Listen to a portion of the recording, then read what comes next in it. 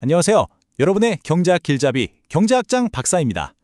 자, 우리가 지난 시간까지는 리카도 모형 또 핵쇼올림 모형 같은 걸 보면서 무역이 한 나라 전체를 더 잘 살게 만든다. 이걸 확인했었죠. 이건 말하자면 거대한 숲 전체를 조망한 거예요. 근데 오늘은 말이죠. 그 숲속으로 한 걸음 더 깊이 들어가서 나무 한 그루 한 그루의 운명은 어떻게 되는지, 그러니까 무역이 우리 각자의 지갑 사정, 즉 소득에 어떤 영향을 미치는지 한번 탐정처럼 날카롭게 파헤쳐 보려고 합니다. 오늘 우리가 수사할 주제, 바로 교역 조건의 변화와 소득 분배입니다. 준비되셨나요? 자, 그럼 본격적으로 시작해 보죠. 학생, 교수님, 근데 좀 궁금한 게 있어요. 뉴스 같은 데 보면 FTA, 그러니까 자유무역 협정을 맺을 때마다 나라 전체의 부가 늘어난다고 하잖아요. 근데 왜 항상 그렇게 반대 시위가 격렬한 걸까요? 다 같이 잘 살게 되는 거 아니었어요? 경제학장 박사, 이야, 바로 그겁니다. 정말 좋은 질문이에요. 그게 바로 오늘 우리가 풀어야 할 핵심 미스터리거든요. 분명 나라 전체라는 파이의 크기는 더 커지는데 왜 누군가는 분노하는 걸까? 그건 말이죠. 그 커진 파이를 나눌 때 어떤 사람은 이전보다 훨씬 더 큰 조각을 가져가지만 또 다른 어떤 사람은 오히려 자기 몫이 더 작아지기 때문이에요. 이 복잡하게 얽힌 소득 분배 미스테리를 풀기 위해서 우리에겐 아주 특별한 수사 도구가 필요합니다. 그 이름은 바로 특정 요소 모형, 영어로는 Specific Factors 모델이라고 하죠. 이 모형은요, 단기적으로는 특정 산업에 딱 묶여서 꼼짝 못하는 생산 요소, 예를 들면 그 공장에만 있는 기계 같은 것과 여기저기 산업을 자유롭게 옮겨 다닐 수 있는 노동자를 딱 구분해서 분석해요. 그래서 무역의 효과를 훨씬 더 현실적으로 볼 수 있게 해주죠. 누가 웃고 누가 우는지 이 모형을 통해 우리가 명확하게 밝혀낼 겁니다. 특정 요소 모형, 이름이 좀 딱딱하죠? 아주 쉽게 한번 생각해 볼까요? 여러분, 농사 지을 때 쓰는 트랙터를 하루아침에 반도체 만드는 기계로 바꿔 쓸 수 있을까요? 절대 안 되죠. 바로 이 트랙터나 반도체 공장의 설비 같은 자본은요, 단기적으로는 그 산업에 꽉 묶여있는 특정 요소라고 불러요. 근데 노동자는 어때요? 오늘 농장에서 일하다가도 내일부터 저기 옆에 반도체 공장에서 월급을 2배로 준다고 하면 옮겨갈 수 있잖아요? 이렇게 자유롭게 이동할 수 있는 요소를 유동요소라고 합니다. 특정 요소와 유동요소, 이 간단한 구분이 정말 중요한 차이를 만들어내요. 좋습니다. 그럼 이제부터 우리 경제수사극에 등장할 주요 인물들을 소개해 드릴게요. 무역이라는 거대한 사건 앞에서 이들의 운명이 어떻게 갈리는지 한번 집중해서 지켜보시죠. 자, 첫 번째 플레이어, 바로 수출 산업의 거물 토니 스타크입니다. 그는 최첨단 기술로 아연맨 아머를 만들어서 해외에 팍팍 수출하는 아머 팩토리의 오너죠. 그의 자본, 그러니까 공장이나 설비 같은 것들은 오직 이 아머 생산에만 특화되어 있는 특정 요소입니다. 이어서 두 번째 플레이어는 우리 내수 산업을 굳건하게 지키고 있는 캡틴 아메리카입니다. 그는 아주 튼튼한 비브라늄 방패를 만들어서 국내 시장에 공급하는 방패 농장의 주인이죠. 그의 자본 역시 방패 생산에만 꽉 묶여있는 특정 요소고요. 그리고 마지막으로 어쩌면 가장 중요한 플레이어일 수 있죠. 바로 노동자들입니다. 이들은 마치 더 좋은 주인을 찾아다니는 미니언즈처럼 토니 스타크의 아머 팩토리든 캡틴 아메리카의 방패 농장이든 임금을 더 많이 주는 곳이라면 어디든지 가서 일할 수 있는 자유로운 영혼, 유동 요소입니다. 자, 지금 보시는 이 그림이 바로 사건이 터지기 전에 아주 평화로운 상태, 즉 초기 균형을 보여주는 결정적인 증거 자료입니다. 그래프가 좀 복잡해 보이죠? 괜찮아요. 저랑 같이 하나씩 뜯어보죠. 자, 화면을 좀 확대해서 볼게요. 이 가로축은 우리나라 전체 노동력의 양을 나타내요. 왼쪽 끝 OX에서 오른쪽으로 갈수록 토니의 아머 공장에서 일하는 노동자 수고요. 오른쪽 끝 OY에서 왼쪽으로 올수록 캡틴의 방패 농장에서 일하는 노동자 수를 뜻해요. 그리고 세로축은 바로 이들의 임금입니다. 그럼 이 AA 곡선과 FF 곡선은 뭐냐? 바로 노동자 한 명을 더 고용했을 때 회사가 벌어들이는 돈의 가치, 즉 노동의 한계 생산 가치라는 겁니다. 이 두 곡선이 딱 만나는 지점, 바로 이 이점에서 모두가 받아들일 수 있는 균형 임금과 각 공장에서 일할 노동자 수가 결정되는 아주 안정적인 상태였던 거죠. 그런데 말입니다. 이 평화롭던 균형을 한순간에 깨뜨리는 엄청난 사건이 발생하고 맙니다. 두동. 와, 암호 가격이요? 갑자기요? 그럼 이제 어떻게 되는 거예요? 경제학장 박사, 맞아요. 바로 이 가격 변화가 우리 수사를 풀어갈 결정적인 단서입니다.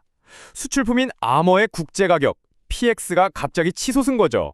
과연 이 사건이 우리 경제에 어떤 연쇄 반응을 불러일으킬지 지금부터 우리가 면밀히 추적해 보겠습니다. 다시 한번 증거자료 그래프를 확대해서 보시죠. 사건의 핵심이 바로 여기에 다 담겨 있습니다. 수출품인 암호 가격 PX가 올랐다고 했죠. 자, 노동의 한계 생산 가치 VMPLX라는 건 가격 PX 곱하기 노동의 한계 생산물 MPLX로 계산되거든요. 그러니까 당연히 가격이 오르면 노동자 한 명의 회사에 벌어다 주는 돈의 가치도 커지겠죠. 그래서 바로 이 AA 곡선이 위로 수직으로 껑충 뛰어올라서 A-A-가 된 겁니다. 토니 스타크 입장에서는 와, 이제 노동자 한 명당 버는 돈이 훨씬 커졌네 싶으니까 임금을 더 주더라도 방패 농장에 있는 노동자들을 싹 데려오고 싶어지겠죠. 그 결과 균형점이 2에서 2-로 이동하면서 사회 전체 임금이 오르고 노동력은 방패 농장에서 암호 공장으로 대거 이동하게 되는 겁니다. 이렇게 노동력이 이동하니까 우리나라 경제 전체의 생산 구조가 바뀌게 됩니다. 이 생산 가능 곡선 그래프를 한번 보세요.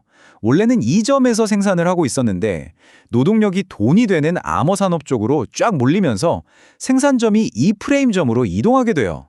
즉 우리나라는 이제 방패 Y 생산은 줄이는 대신 훨씬 비싸진 암호 X 생산을 대폭 늘리게 되는 거죠. 국가 전체로 보면 더 비싼 물건을 더 많이 만들어서 파니까 분명히 이득인 상황입니다. 자, 이제 현장의 모습이 완전히 바뀌었습니다.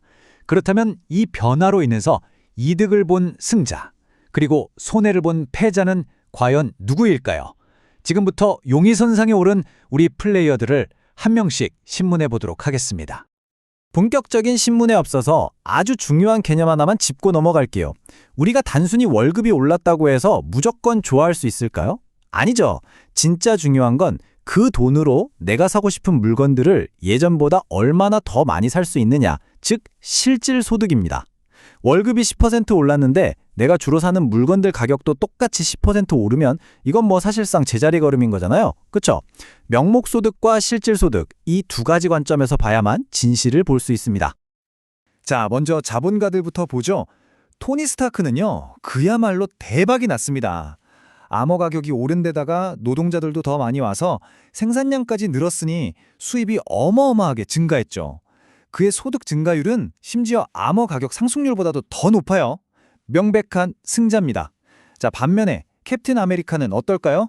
그가 파는 방패 가격은 그대로인데 미니언들 임금은 올라버렸잖아요. 나가는 돈, 즉 생산 비용은 늘고 들어오는 돈은 그대로니 이익이 줄어들 수밖에 없겠죠? 명백한 패자입니다.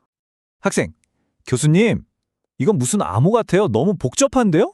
경제학장 박사. 맞아요. 이게 바로 이번 사건의 모든 진실을 딱 한 줄로 요약해놓은 비밀 코드입니다. 교과서에 나오는 이 부등식 한번 크게 확대해서 저랑 같이 하나씩 해독해봅시다. 여기 변수 위에 모자처럼 생긴 기호 있죠? 이건 변화율을 의미하는 약속이에요. 자, 맨 왼쪽부터 볼까요? RX, 이건 토니 스타크의 소득 변화율입니다. 이게 PX, 즉 암호 가격의 변화율보다 크다고 되어 있죠? 이게 무슨 뜻이냐? 토니는 암호 가격이 오른 것보다 더 큰 이익을 봤다는 뜻입니다.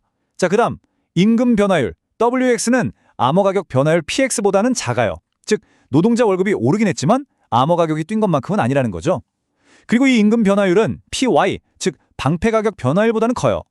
방패 가격은 안 변했으니까 변화율이 0이겠죠. 마지막으로 맨 오른쪽 RY는 캡틴 아메리카의 소득 변화율인데 이건 오히려 마이너스가 됩니다. 자, 보세요. 이 한 줄의 승자와 패자, 그리고 그 사이에 찐 노동자까지 모든 플레이어의 운명이 다 담겨 있는 겁니다. 자, 그럼 최종 판결을 내려보겠습니다. 이 표를 한번 보시죠. X섹터의 자본가 토니는 명목소득도 실질소득도 모두 증가한 확실한 승자입니다.